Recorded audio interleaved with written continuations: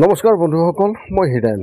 আজি এই ভিডিঅ'টোত আপোনালোকক আগবঢ়াইছোঁ যে আপোনালোকৰ লগ্নৰ তালিকাৰ দ্বিতীয় ঘৰটোৰ সম্পূৰ্ণ তথ্য আৰু এই দ্বিতীয় ঘৰটোৰ যি কাৰকতত্বৰ লগতে ইয়াতে 9টা গ্ৰহৰ যি প্ৰভাৱ তাৰে সম্পূৰ্ণ তথ্য আপোনালোকক এই ভিডিঅ'টোত আগবঢ়াইছোঁ। প্ৰথমে মোৰ চেনেলটো আপোনালোকে ছাবস্ক্ৰাইব কৰি ল'ব যাতে মোৰ পিছৰ ভিডিঅ'বিলাক আপোনালোকে সহজে লাভ কৰিব পাৰে। লগতে মোৰ ভিডিঅ' যদি ভাল লাগে তেন্তে লাইক আৰু শ্বেয়াৰ কৰিব, কমেণ্ট কৰি আপোনালোকৰ মনৰ ভাৱ প্ৰকাশ কৰিব। এতিয়া আহোঁ মূল বিষয়লৈ।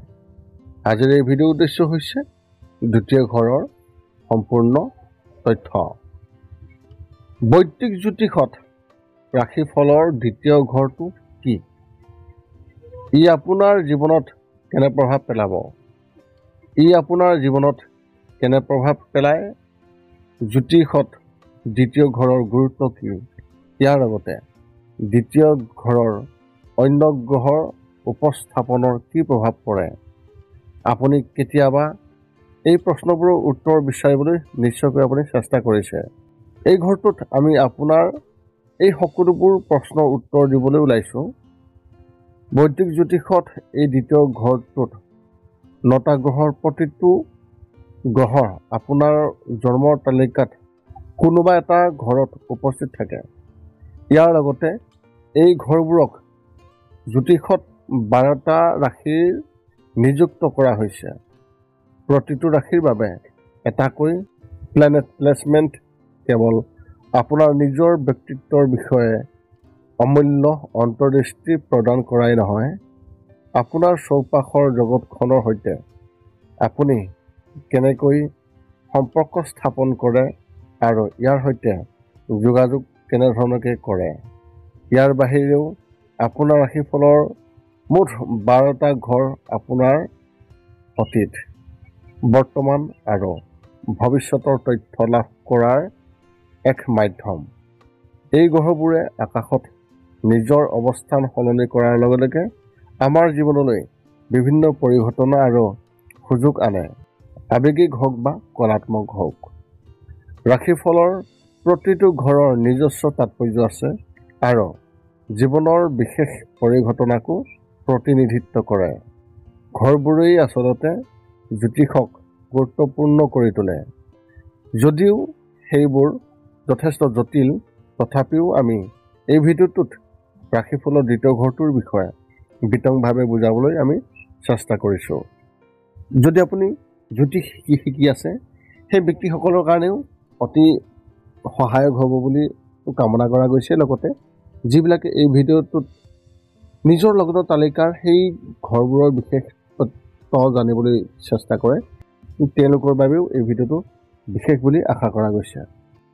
বৈদিক জ্যোতিষত দ্বিতীয় ঘৰৰ যি স্থান, সেই স্থানৰ ক্ষেত্ৰত শৰীৰটো আপোনাৰ প্ৰথম ঘৰত গঢ়ি তোলাৰ প্ৰয়োজন আৰু নিজকে ভাল অনুভৱ কৰিব বিচাৰে।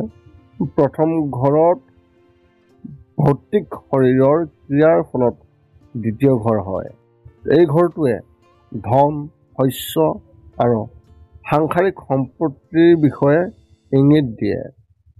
দ্বিতীয় ঘৰ আপোনাৰ আত্মীয় কুটুম আৰু আপোনাৰ বৃদ্ধিৰ পৰ্যায়টো সূচায়। আপোনাৰ জন্ম তালিকাৰ দ্বিতীয় ঘৰটো বৈদিক জ্যোতিষত ধনৰ ঘৰ বুলি ধৰা হয়। দ্বিতীয় স্থানত থকা গ্ৰহটোৱেও নিজৰ জগতখনৰ জৰিয়তে সুৰক্ষা বিচাৰে। ইয়াত ঘৰৰ মূল্যৰ বিষয়েও আলোচনা কৰা হৈছে। আপুনি বস্তুগত সম্পত্তিক কেনেকৈ মূল্য দিয়ে। নেতিবাচক দিশটো হ'ল দ্বিতীয় ঘৰটোৰ চাৰিওফালৰ এটা এলেকা। ই লোভ, আৰ্থিক সুবিধা বা কম আত্মমূল্যবোধৰ সমস্যাৰ ইংগিত দিব পাৰে। জন্ম তালিকাত দ্বিতীয় ঘৰৰ বিশদ বিশ্লেষণ তেওঁলোকৰ জীৱনকালত মুখ, দাঁত, বাক্য, জিভা, মুখগহ্বৰ, নাক আৰু সোঁ চকুৰ সৈতে জড়িত কিছুমান স্বাস্থ্যজনিত সমস্যাৰ বিষয়েও বহু কথা ক'ব। ইয়াৰ উপৰিও আত্মীয়ৰ পৰা জীৱনত পোৱা সকলো ধৰণৰ সহায়ৰ কথা প্ৰকাশ পায়। শুক্ৰ দ্বিতীয় ঘৰত অৱস্থিত এটা প্ৰাকৃতিক গ্ৰহ যিয়ে ব্যক্তিজনৰ ওপৰত যথেষ্ট প্ৰভাৱ পেলায়। আপোনাৰ অনুভৱ, সন্মান আৰু সেইবোৰ বস্তু ধনলৈ ৰূপান্তৰিত কৰাত শুক্ৰই গুৰুত্বপূৰ্ণ ভূমিকা পালন কৰে। মুঠতে দ্বিতীয় ঘৰটোৰ মূল কথাখিনি আপোনালোকে জনাটো প্ৰয়োজন। দ্বিতীয় গৃহটোৰ বৈদিক নাম হৈছে ধনভাৱ। 2 নম্বৰ হৈছে প্ৰাকৃতিক শাসক গ্ৰহ আৰু ৰাশি বিষ আৰু শুক্ৰ। 3 নম্বৰ হৈছে শৰীৰৰ আনুষংগিক অংগ, মুখ আৰু ইন্দ্ৰিয়।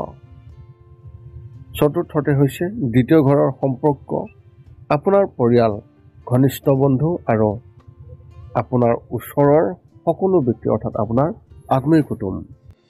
দ্বিতীয় ঘৰৰ কাৰ্যকলাপ একে কাৰ্যকলাপ যিয়ে আমাক মাজে মাজে আনন্দ কঢ়িয়াই আনে আৰু যিয়ে আমাক সংযুক্ত অনুভৱ কৰায়। আত্মীয় স্বজন আৰু বন্ধু বান্ধৱীৰ সৈতে ধেমালি আৰু কথা পতাৰ সকলোবোৰেই দ্বিতীয় ঘৰৰ কাম কৰাৰ ইংগিত। আপোনাৰ লগ্নৰ তালিকাৰ দ্বিতীয় ঘৰত 9টা গ্ৰহৰ যি প্ৰভাৱ, সৰ্বপ্ৰথমে আপোনালোকক সূৰ্যৰ কথা ক'বলৈ যাওঁ। সূৰ্যদেৱ যদি আপোনাৰ দ্বিতীয় ঘৰত অৱস্থিত, ৰাশিফলৰ দ্বিতীয় স্থানত সূৰ্য গ্ৰহৰ উপস্থিতি যদিহে হৈছে, তেন্তে আপোনাৰ ধন সম্পত্তি, আপোনাৰ পৰিয়াল, মূল্যবোধ আৰু পৃথিৱীৰ অন্যান্য সুস্থিৰ গঠনৰ বাবে বিশেষ কাৰক গ্ৰহ। শক্তিশালী সূৰ্যই আত্মসন্মান আৰু স্বাধীনতা দিব। যদিহে আপোনাৰ দ্বিতীয় ঘৰত চন্দ্ৰৰ অৱস্থান আছে, তেন্তে চন্দ্ৰৰ উপস্থিতি সুখদায়ক আৰু আকৰ্ষণীয় ৰূপৰ আশীৰ্বাদ। দ্বিতীয় ঘৰৰ চন্দ্ৰ ভাল সংমিশ্ৰণ যিয়ে সেই ব্যক্তিজনক চতুৰ, ধনী আৰু বিখ্যাত কৰি তোলে। আপোনাৰ পৰিয়ালৰ সুখ আৰু সহায় সহযোগিতা লাভ কৰাত অতি সহায়ক হয়। যদি এটা আক্ৰান্ত চন্দ্ৰ হয়, তেন্তে কেতিয়াবা আপোনাক দ্ৰুত ধন উপাৰ্জন কৰিবলৈ কিছুমান অবৈধ কামত লিপ্ত হ'বলৈ প্ৰভাৱিত কৰিব পাৰে। অসংলগ্ন কথা বতৰা আৰু অভ্যাসৰ সমস্যাৰ হ'ব পাৰে। আনকি খাদ্যৰ আসক্তিৰ হ'ব পাৰে। যদি আপোনাৰ দ্বিতীয় স্থানত বৃহস্পতিৰ অৱস্থান হয়, তেন্তে দ্বিতীয় স্থানৰ এই শুভ গ্ৰহটোৰ উপস্থিতিয়ে আপোনাক সহায় কৰিব। বৃহস্পতি গ্ৰহটোৱেও আপোনাক এজন ভাল ব্যৱসায়ী কৰি তুলিব। এই গ্ৰহৰ শুভ অৱস্থান বা যোগৰ বাবে ধন সম্পত্তি, সুখ আৰু সন্মান আপোনাৰ ওচৰলৈ সহজেই আনিব। আপুনি এজন ভাল ব্যৱসায়ী হ'ব পাৰে। যদি দ্বিতীয় স্থানত বৃহস্পতি গ্ৰহ আক্ৰান্ত হয়, তেন্তে আপুনি আৰ্থিক সমস্যাৰ লগতে শিক্ষাৰ পথত যথেষ্ট বাধাৰ সন্মুখীন হ'বলগীয়া হ'ব পাৰে। আপুনি হয়তো স্বাৰ্থপৰ আৰু স্বাৰ্থকেন্দ্ৰিক ব্যক্তিও হ'ব পাৰে। যদি আপোনাৰ দ্বিতীয় স্থানত শুক্ৰ গ্ৰহৰ অৱস্থান হয়, তেন্তে দ্বিতীয় স্থানত থকা শুক্ৰ গ্ৰহটোৱে অতি সহজে আপোনাৰ বাবে ধন সম্পত্তি, সমৰ্থন আৰু আৰামৰ ইংগিত দিয়ে। আপুনি আপোনাৰ ধন সম্পত্তি আৰু সমাজত মূল্য আৰু প্ৰতিপত্তি বৃদ্ধি কৰিবলৈ সক্ষম হ'ব। ব্যৱসায়ৰ জৰিয়তে লাভ অৰ্জন কৰিব পাৰিব। এই ঘৰত যেতিয়া শুক্ৰ গ্ৰাসত আক্ৰান্ত হয়, তেতিয়া ই আপোনাক অপ্ৰয়োজনীয় কামত অত্যাধিক খৰচ কৰিবলৈ বাধ্য কৰিব পাৰে, যাৰ ফলত আপুনি বিপদত পৰিব। যদি আপোনাৰ দ্বিতীয় স্থানত মংগল গ্ৰহৰ অৱস্থান হয়, দ্বিতীয় ঘৰত মংগল গ্ৰহৰ অৱস্থানে এজন ব্যক্তিক অতি আত্মবিশ্বাসী, অভিলাষী আৰু স্বাধীন কৰি তুলিব। আপুনি ধনী হ'ব আৰু ন্যায় আৰু কঠোৰ পৰিশ্ৰমৰ জৰিয়তে ধন উপাৰ্জনত মনোনিৱেশ কৰিব। এই ঘৰত মংগল গ্ৰহক উচিতভাৱে স্থাপন কৰাটোৱে হয়তো আপোনাৰ অভদ্ৰ আৰু আক্ৰমণাত্মক মনোভাৱৰ কাৰণ হ'ব। যদি আপোনাৰ দ্বিতীয় স্থানত বুধ গ্ৰহৰ অৱস্থান হয়, তেন্তে শুভ বুধ গ্ৰহই আপোনাক এজন দয়ালু আৰু কোমল স্বভাৱৰ ব্যক্তি কৰি তুলিব। আপুনি বুদ্ধিমান আৰু দক্ষ হ'ব আৰু অনুষ্ঠান পৰিচালনা বা আয়োজনৰ কামত অতি ভাল হ'ব। আপুনি আপোনাৰ বুদ্ধিমত্তাৰ সহায়ত ধন উপাৰ্জন কৰিব আৰু জীৱনত প্ৰগতি আৰু সফলতা লাভ কৰিব। যদি এই যুগৰ সময়ত বুধ গ্ৰহ কোনো অশুভ গ্ৰহৰ দ্বাৰা প্ৰভাৱিত হয়, তেন্তে আপুনি সঠিক সিদ্ধান্ত ল'ব নোৱাৰিব পাৰে। যদি আপোনাৰ দ্বিতীয় স্থানত শনিৰ অৱস্থান হয়, আপোনাৰ দ্বিতীয় স্থানত শনিয়ে আপোনাৰ কঠোৰ পৰিশ্ৰম আৰু দৃঢ় প্ৰচেষ্টাৰ জৰিয়তে সময়ৰ লগে লগে আপোনাৰ আয় বৃদ্ধি কৰাত সহায় কৰিব।